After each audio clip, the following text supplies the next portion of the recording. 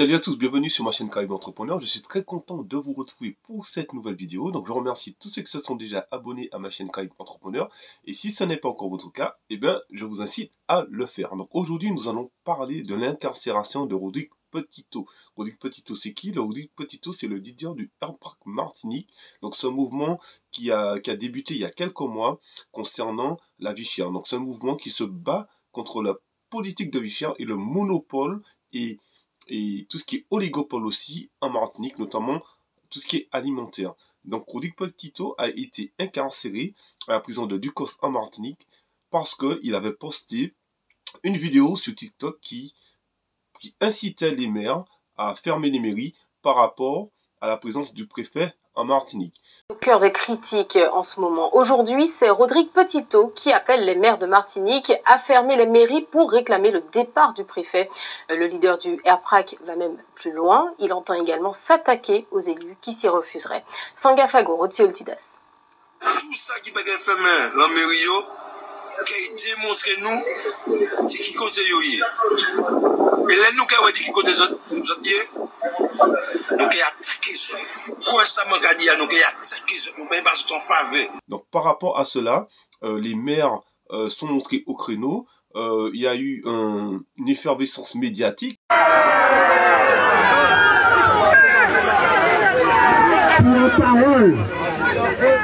en parole politique et attaquer le décidé de placer en détention jusqu'à lundi bon matin 8h pour le juger. C'est une épreuve qui a passé et puis en pile détermination, en pile courage. C'est plutôt nous qui apprenons, mais lui, il est bandé les combats et il savent. Cette parole-là, il dit, il y a reproché là, c'est une parole politique qui a fait une paix. Parce qu'il faut changer ma main. Donc la justice s'est mêlée aussi, et étant donné que Rodrigue Petito, il était déjà sous surveillance judiciaire, hein, puisqu'il avait fait aussi des jours de garde à vue, il avait été relâché, il devait être jugé en janvier, finalement, la procureure a fait appel, donc il devait repasser au tribunal le 5 décembre. Du coup, par rapport à cette vidéo-là, il a été incarcéré à la prison de Ducos.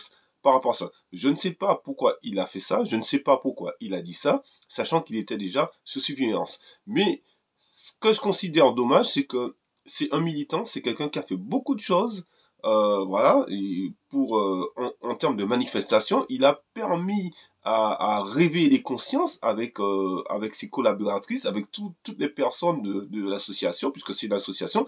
Il a permis de mettre en avant des marges exorbitantes des grands patrons de la grande distribution. Et parce que on se rappelle qu'en 2009, il y avait eu le LKP qui avait fait le même mouvement, et aujourd'hui, en 2024, on constate que rien ne s'est passé, notamment en Guadeloupe.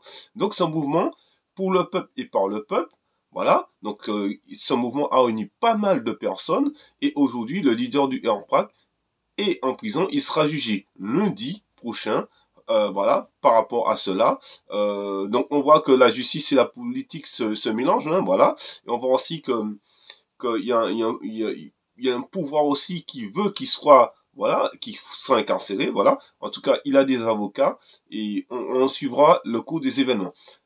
Qu'est-ce qu'on peut retenir par rapport à cela? Moi, ce que je peux dire, c'est que on constate que il faut peut-être, lors des manifestations, avoir une autre stratégie.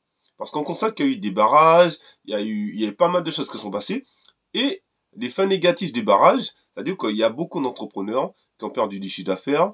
Il y a beaucoup d'entrepreneurs qui n'ont pas pu garder leurs salariés. Donc il y a des personnes qui étaient en chômage technique. Il y a des entreprises qui ont été brûlées. Et ce qui s'est passé aussi, c'est que les personnes qui étaient 100% AirPrac, étant donné que la manifestation a duré dans le temps, ce sont des gens à un moment donné qui, entre guillemets, voilà, on n'en pouvait plus, quoi.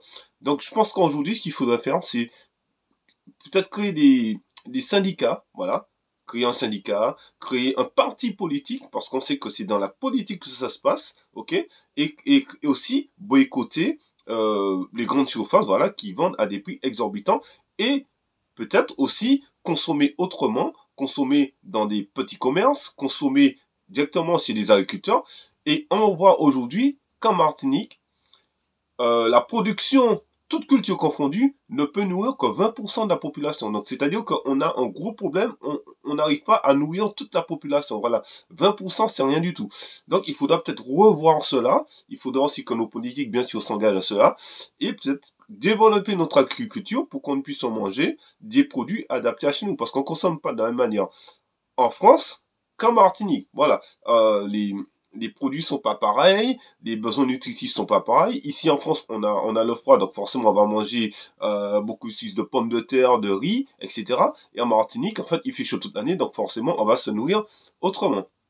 Et on voit aussi comme par exemple, quand on regarde les gilets jaunes, il y a une grande manifestation, il y a des gens qui étaient borgnés, il y a des magasins cassés, il y a des gens qui étaient vraiment traumatisés par cela. On constate aujourd'hui que l'essence est toujours trop chère, l'électricité est toujours trop chère, et le gaz est toujours trop cher, et la vie en France est aussi chère. Donc voilà, donc ça c'est une réalité.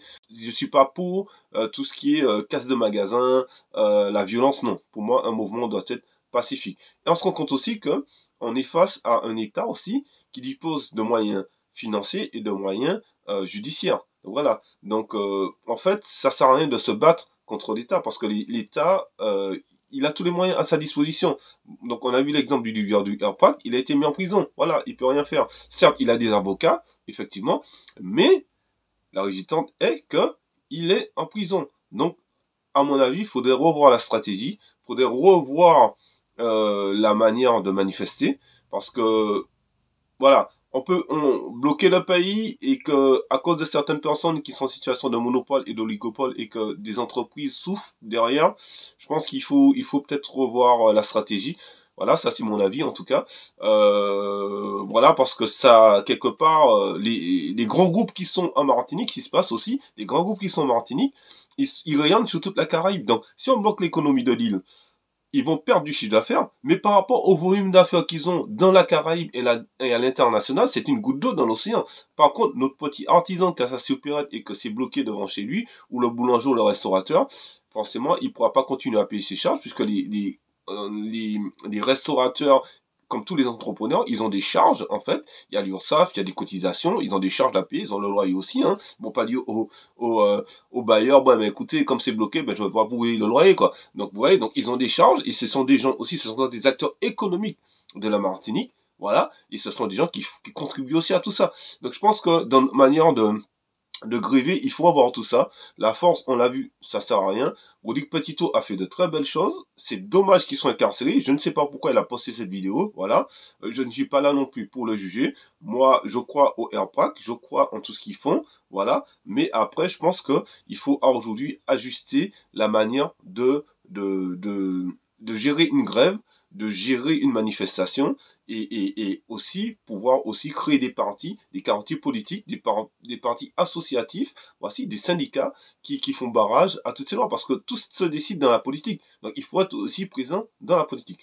Laissez-moi vos avis dans les commentaires et on se retrouve très très bientôt pour une prochaine vidéo sur Caraïbes Entrepreneurs. Et d'ici là les amis, portez-vous bien. Ciao ciao, bye bye.